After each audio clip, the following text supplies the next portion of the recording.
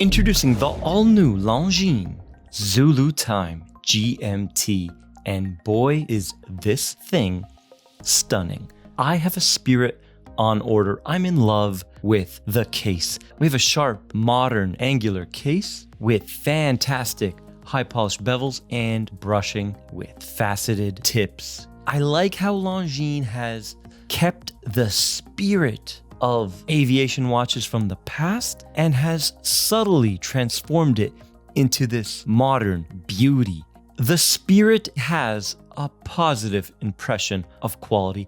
You feel like you're holding an Omega. I definitely think they use the same milling machines. Now, just for fun, I did compare the fit and finish of my Black Bay 58 to the Spirit, and although I consider the 58 a notch above, it's not a big notch. The hands were better finished on the Spirit than my personal Black Bay 58, but overall the Black Bay 58 is cleaner on the inside, and the case quality and bracelet, I kept going back and forth, so they are very close. So what do we actually have here? A high quality Traveler's GMT coming in at $3,050 USD. You know what? That's high, but it's fair for this level of finishing. Longines has a ton of aviation history. It's a brand you can be proud of. They are one of the oldest in watchmaking, and they got a ton of mastery, and the Spirit is proof. On the dial, we have 5 stars. Longines does that when there's a higher grade movement. This one is COSC certified officially. You can think of it almost as a seal of quality. When you see those 5 stars, you know you're getting something good. In the past, they had 3 stars under some of their watches. Now it's 5. Maybe they just thought 5 looked better, or maybe they improved it a couple notches. Or it could all be marketing. Now, the measurements. I got 42 millimeters even on the bezel and on the case. Thickness of 14 even. Okay, so that is 1.1 mil thicker than the standard 42 mil Spirit. So keep that in mind. We have no drilled lugs, which I love because you get that beautiful clean look, and a lug to lug of 49.3. Now, we don't need drilled lugs because this bracelet comes with a quick release button. So you don't have to mess around with spring bar tools, scratch the bottom of your lugs. It's so simple. You just push this button underneath the solid end link and release. It's a piece of cake. Now, speaking of the bracelet, 22 mils tapering down to 18. Beautiful, aggressive taper. Looks very elegant. I'm gonna knock the fact that we have a male end link extending that lug to lug. Not a fan of it. Now, the bracelet seems to be push pins, not screwed links. So I found that interesting.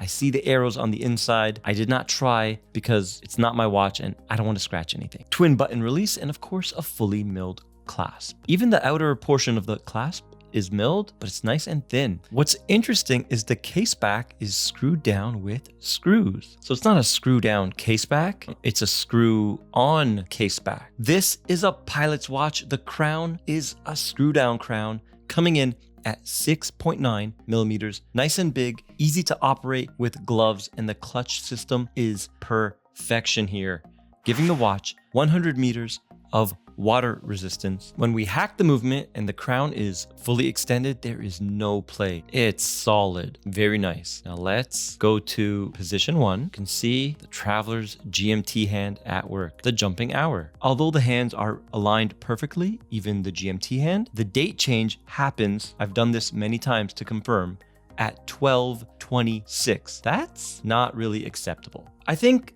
for even lower end movements, 10 to 5 minutes is the norm. So if the date changes at 11:50, 11:55, or 12:10, we tend to ignore it. But at 12:26, 26 minutes after midnight, the date changes. That is a big knock for me. I'm gonna knock it. Come on, Longines. I just made a big deal about having 5 stars on the dial and your mastery. And you go and prove me wrong.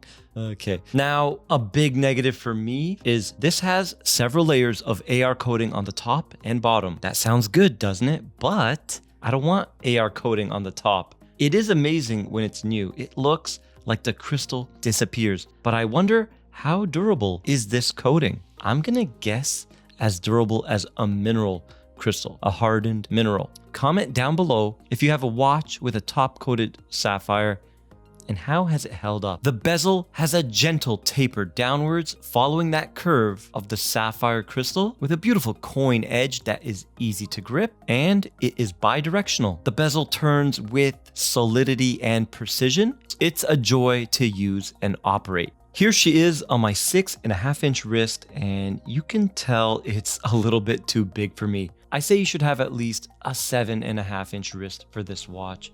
And I hope Longines continues to offer their watches in many different sizes, like we have with the three-handed Spirit.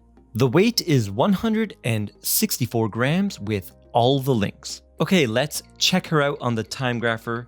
We have the L844.4 movement, 25.2 VPH, officially COSC certified, silicone balance spring, 5-year warranty, magnetic resistant, and 72 hours of power reserve. Very nice. And just like all the Longines on the channel, look at that. Whoa, I was gonna say, oh, 0. Oh, powerful amplitude, little bit of beat error. Okay, let's check it out 12 down. How is it gonna actually perform when you wear it? And of course, you know the answer, it's a Longines. Look at that. +2, 0, 270. Very strong. Beat error increased by 0.2, but still acceptable. And look at the rate. +1 now. And the fourth and final round, +1. All right. The lume is Swiss Super Luminova BGW9, and it's deeply filled, and it's pretty good. But unfortunately, on the bezel insert, only the 24-hour marker above the 12 is lumed. I wish it was a fully lumed bezel insert. This GMT is probably one of the best entry-level luxury GMTs on the market, and I did knock the fact that it has male end links and the date changes at 12/26, and I'm gonna knock one more thing, the 25.2 VPH. When I'm paying $3,000, I do want a smooth sweep. I need 28.8 VPH minimum. This is a luxury watch, and we're allowed to be picky on luxury items. So if you love Longines and you're still here, remember to subscribe and check out the other Longines reviews on the right of your screen right now, and I'll see you in the next one.